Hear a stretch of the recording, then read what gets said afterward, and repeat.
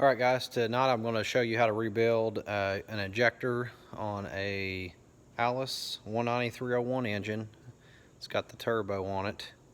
We'll be pulling the injectors out here shortly, and we'll pull them apart, put two new nozzles on them, and then we'll put it back in and we'll see what it does.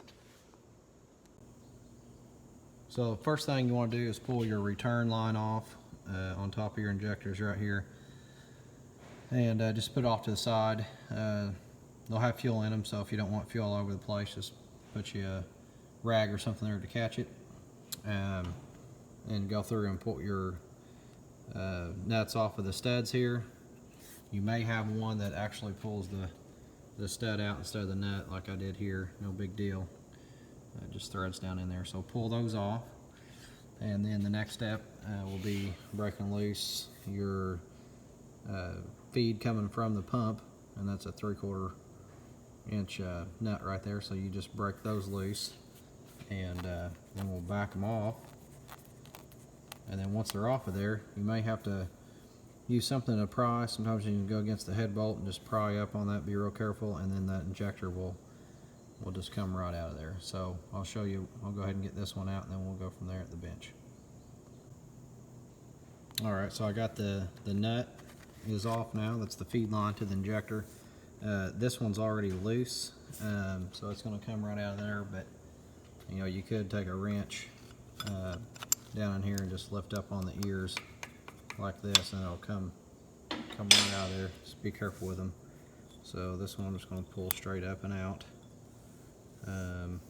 Most of them will come out with that copper ring on them. Sometimes they get stuck, so just make sure that they come out of the head before you put your new ones back in. Those should be renewed any time you pull the injector. So there's the nozzle, and that's what we're going to be replacing, so we'll head over here to the vise. Alright, I've got the injector fastened in the vise here, and you just take a standard 12.75 inch wrench, and it'll fit right on the nut here. First thing I want to do though, I'm going to go ahead and pull off this copper seal, and like I said, you're going to renew these. These injectors I've actually had out already, so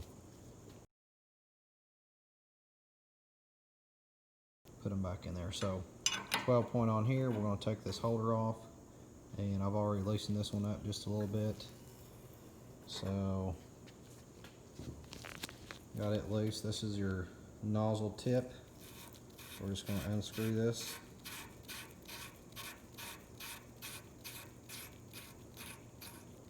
And then the whole end's going to come off. And we can see in the middle here of our tip is, if we look down here, it's number 9, I guess, the whole nozzle assembly. So they just call it the nozzle.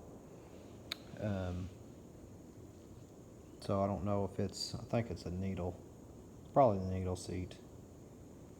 So when you buy new tips, they're going to come with the needle seat already in there. So I'm just going to slide the nut off of there, put it over the side. There's the old nozzle. So we'll just set the whole thing over to the side. Now on the end of the injector, you've got a hole in the top. That's your fuel.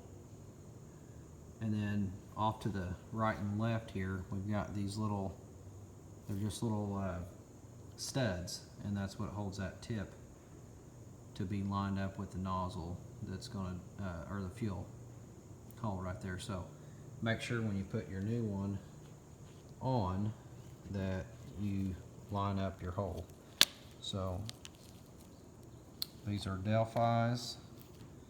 So you can see right there, it's got the hole.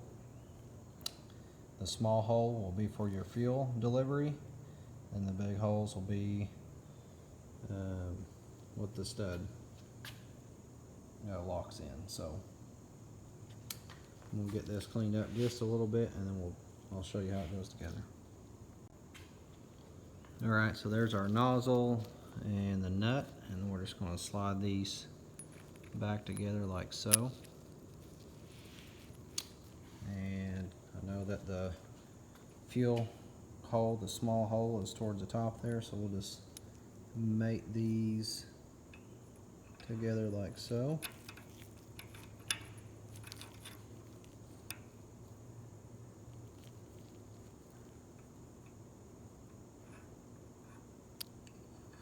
Kind of got twisted there on me. So I got that together. I'm going to slide the nut over, and we'll just tighten it up.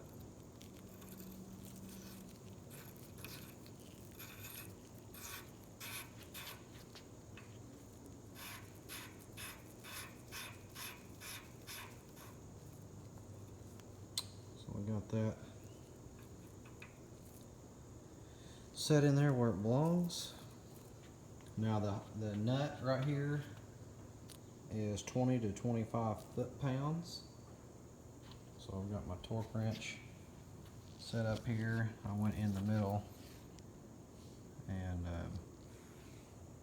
did about 22. And I use a deep well 12 point so I don't hit the nozzle tip. And we'll just put that on there and we'll torque it down. So I'm going to go ahead and do that, and then we'll get back to placing that in the tractor. Alright, so I got the new nozzle and needle seat installed, so we're ready to put this injector back on the tractor. And this is an Allis injector. Depending on what they had in it, you could have a Bosch. So this is an Allis injector. So we're going to put it right down in the head, but first, I about forgot, we got to put that copper ring on. So let's go back over here to the bench. And according to the manual, it says always renew the copper washer and install cup size down, so when you get a new one it'll have a cup to it. And place it down, and then the nuts on the top, 11 to 13 foot-pounds on a 190. So here's our copper ring. So we'll stick it back on the nozzle end here.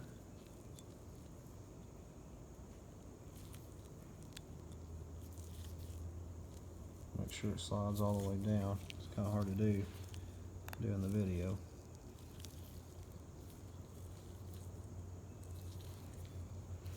So I'll get that put on, then we'll head to the tractor. Alright, so the copper washer's been installed now. These injectors prior to this video have been pressure checked, so I know everything inside is fine.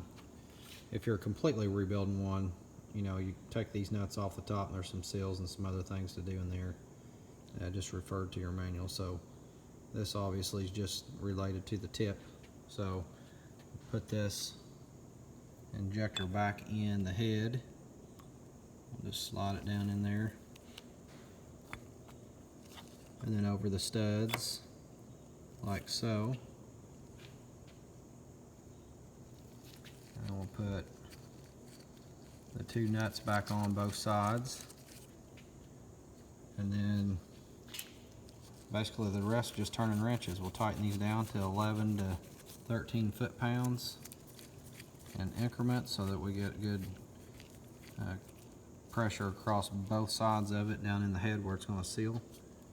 And then we'll connect up our supply line and our return, and that'll be it. So if you have any questions, leave me a message and I'll get back to you. Have a good day. Hit like and subscribe. Thanks.